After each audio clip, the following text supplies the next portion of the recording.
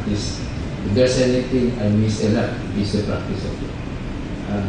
I practiced law for 18 years, morning, afternoon, evening, yung mga night court, at yung pagpunta sa mga piskal at sa mga polis, dahil sa nahuhuli sa lalit. So, yun po ang aming trabaho sa Luzon Justice. Well, at any rate, so, ito ang pagiging Pangulong Pangulo. Pagka sinabi ko sa inyo, pakigawa yung mahalong ng organizational chart. Suppose, si Senator Recto, mahuli ko kami magkita talaga at nagka-ulog-ulog sa abroad. Pareho kami nasa board. Tayo kasi ito dyan in Washington. Sila ni Congressman Alaya. Sorry. Si Congressman sa Bicol. Si Alaya. Budget Secretary. I was invited as a keynote speaker on climate change. And if there's anything that I was able to do so far as World Bank is concerned, vis-a-vis or in relation to local governments, dati-dati ko ang World Bank, ewan ko namin nila Senator Leto nung kami nakapagsalita ko. Dati-dati pag umuutang kayo sa World Bank, ngayon sinunod na rin ang ADB. Pinagdadaan pa sa national government. Ngayon, ang nauna na nakatikim na rin ay Marikina. Diretso na World Bank sa Marikina. Hindi na kailangan magdapas sa nila at kung ano. At ang kanilang emphasis ngayon is environmental projects. So, pwede mo na tayo mapunta sa World Bank diretso. So, at any rate, ang organizational chart rin lang, makikita ho ninyo, ang yung Pangulo, in the box. Sa ibaba po ng Pangulo, yung Vice President. Pagkatapos po ng Vice President, wala na po sa ilalim. Saan ka nakakita ng ganung organisasyon? Wala na line, so to speak. On the side, yung staff po nun, yung regular departments na kasama si Secretary una. Pero kung aanin mo yung line na yun, ako, I consider the President as the CEO. And I present myself as the Chief Operating Officer. Ginagawa ko sa ibaba ng Presidente. Ang problema nga lamang, dahil probably because of practice na rin, or dahil as it has been institutionalized. Kita ninyo, ang budget ng Vice President, nakakayamang sabihin, ay mataas to yung budget ng aking barangay. Ang budget ko ng Vice President is 187 million. Humingi ako ng taas dahil sa may mga activity ang gusto kong puntahan, awa ng Diyos. Humingi ako ng taas, ginawasan kami lahat ng 10%. Diba sabi sa Secretary, 10% kaya utos ni Secretary ba? Pero since I feel that I am the Chief Operating Officer, naman po lahat ng department na after all, I mean the people, and as I have promised, ako ho ang magpaparating sa kasamahan kong mga naglilingkod sa pamalan kung ano ho ang mga reklamo ninyo, kung ano ho ang inyong mga layo. I think, at the least, a moral opportunity to be a part of each and every department. I actually look forward to meet different department secretaries next month. Hopefully by the time, stable na sila lahat and I can request for a briefing. Hindi ko naman sa inaano, sapagkat ako naman ay pangalawang Pangulo, kung may pupuntahan si Pangulo, kung ako po ang malalagay na acting, kailangan nalalaman ko lahat ko ang trabaho ng regular departments na yun para ako naman ko ay maka-acto ng tama. So, palagay ko naman, hindi naman sila makakatandilo. Kung yung mga taong bayan nga, sila ay dapat responde. Bakit may Vice President? Dapat ay responde naman sila sa aking mga sasabihin sa akin. So that's your Vice President. Incidentally, I was asking si Mayor I don't recall kasi na meron kong taga Batangas na elected vice president. So it would appear that Sigoy was wala ng election, di ba? Revolution po. Si Vice President Roy Clavel was the product of the revolution. Di ba, ang nanalo nga kaya si Marcos at si Tolentino. Kaya nagkaroon ng revolution. Anyway, so yun po ang aking trabaho. At pagtatapat ko sa inyo na totoo nung una, nakasulat pa ako kay Pangulong Noynoy. Sinabi kong, Uho, Pangulo, huwag mo lang problemahin. Sa dami mo ng problema, kahit isip kung sino makilalagay sa pwesto, ako gusto ko na lamang mag-function as a vice president. So when I first met him after the election, President Noynoy offered me 4 positions. At una kong in-offer sa akin, Dar. Sabi ko, siguro kasi Senado, kaibigan po talaga ito. Pagka kami lamang, pare-pare. Paano naman? Wala akong nalalaman dyan sa lahat. Ang masyadong technical yan. So when I watch on TV, yung mga technical terms yun sa regulations, sabi ko, wala akong nalalaman dyan. Di ako'y natama, may bisita, di sakit ang ulo ko doon. Wala naman akong nalalaman. Patay na ako doon. Susunod na in-offer po sa akin. Sabi niya, sige, kung ayaw mo niyan,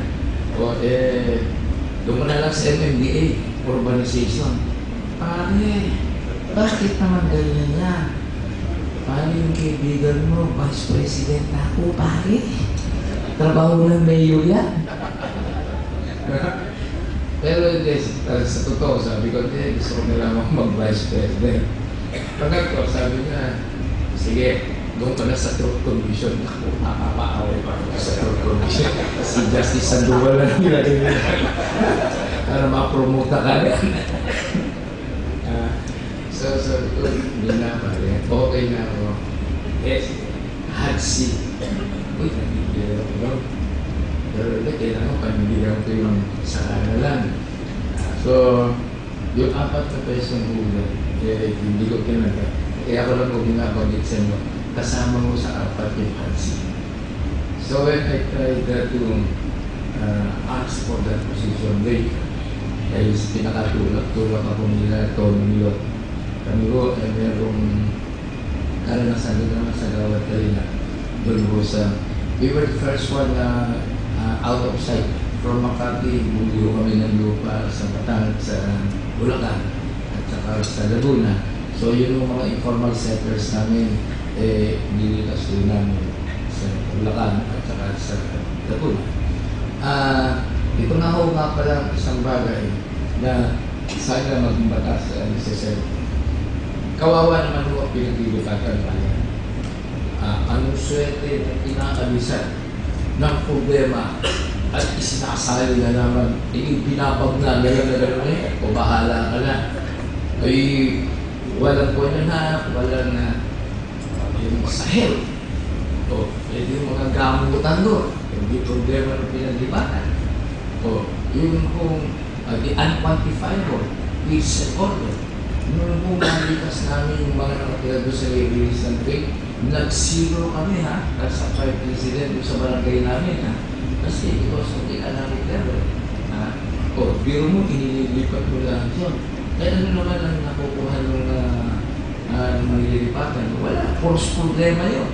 And that's why we are looking forward to a legislation. Ito ang responsibilidad ng mga pinaglilipatan nila para hindi naman kawawa.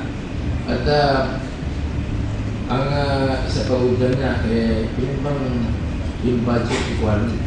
Although kami, may pagmamalaki namin, yung amin yung mga inililipat, mula sa paglilipat, tinutulungan namin ng sasakyan, kami tumutulong sa pag-apot ng gamit, at pagka nailipat na, doon po sa lugar noon, kami ko ay naglalagay ng eskwela, naglalagay kami ng basketball court.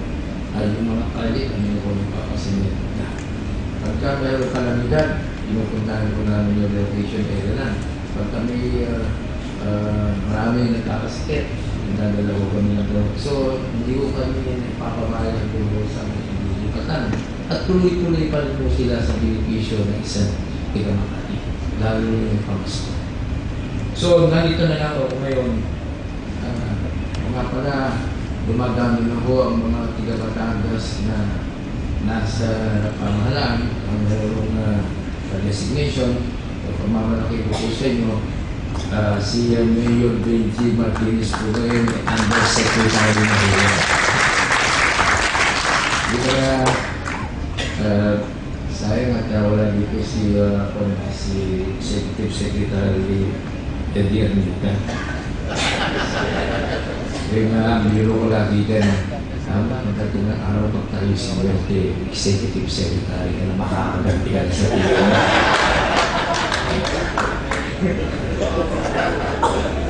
Siguro, sa isa nyo nakakalam sa mga aking chief of staff sa Office of the Vice President, at ang ranking po niya is Undersecretary. Kaya para pagtawag mo ng bench, pabilisan natin, tawag mo ng busek, tarakalakan niya natin grabe sa office. So, napunta po ako sa Hatsla. Sabi ko kay Pangulo, siguro Mr. President, nagpapulong ko sa Hatsi. Okay. Itong Hatsi, I would say was a good decision. Blessing in disguise. Hindi ko sa ako nagsasawar ko.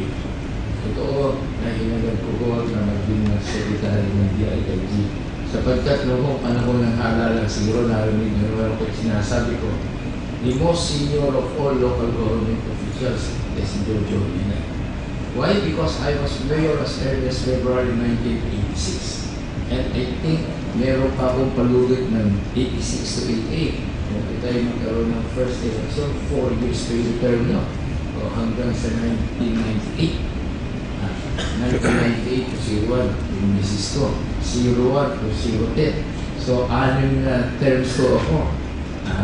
Kaya ano, tinatanong ko, ito kaya na, nag-iinak na lalo dito sa media. Makulit ko mga media. O di, napilitan ako sa ako.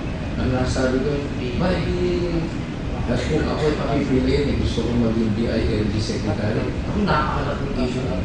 Nako, ikon, wala, talagang hindi gusto yung DILG. But now I can tell you it's a blessing in disguise. You know why? Kasi yung DILG is confrontational. Anay politiko, anay political decisions to.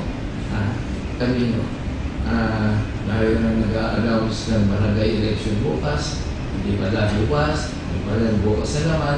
So, problema na kagad ito. At ako, makapagsalita na si Pangulo, kaya ako naman, susuporta ako. Although, I will tell you that really I have my reservations dito sa election. Why? We are told na halos wala nang naabutang pera ang bagong administrasyon. And yet, we are willing to spend, I will not know the exact figure, but I think sila Senator Uno, basta nasabi ng Gary is 3.4, 3.7 or whatever, at least it would involve billions of pesos for those 2 elections. 5 billion